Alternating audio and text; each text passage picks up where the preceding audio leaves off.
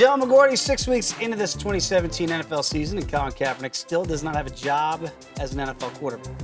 Of course, he had the peaceful protest, which started last year. Players have carried it on this year without Kaepernick in the league. Now, according to Bleacher Report, Cap is filing a grievance against the league's owners, claiming they are colluding against him under the latest collective bargaining agreements.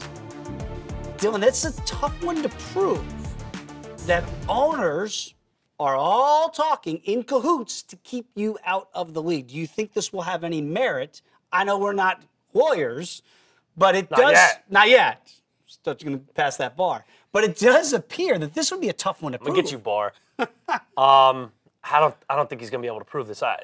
Having very little knowledge of how you'd even attempt to mount this case against all the owners, this one is a tough one to prove. Now, in my heart of hearts, look, I know the American legal system is just it's a slippery slope, to say the least. And, to figure out actual tangible proof to win this case. Phone records? You're going to have to. And it's still, I think when you're going to look at the mighty NFL owners and all the money to buy the best lawyers in the business to figure out a way to protect them, I just think this is going to be, fruitless. However, I think it's true.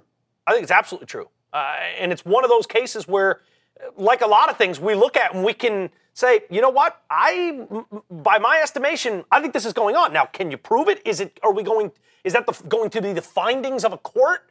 No, but to me, it is just ludicrous that now there's so many wrinkles to this story. You just brought it up to me. He opted out of a contract. He had a contract last year with the Niners. He opted out of it. I'm sure he never foresaw being where he is today. I'm sure he did not. And the legs that the protest and where it would go and how, we get from A to Z to where we are today. I'm sure he never saw that coming.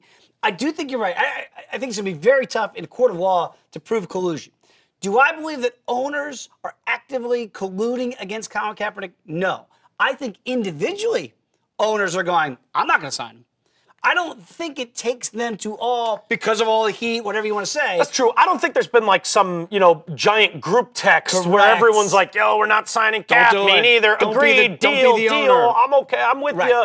I agree with you, but I think they're all kind of looking over across the bow. Like, if he's not going to do, their quarterback just went down and they need a quarterback. They're not going to sign him. Well, I'm not going to sign him.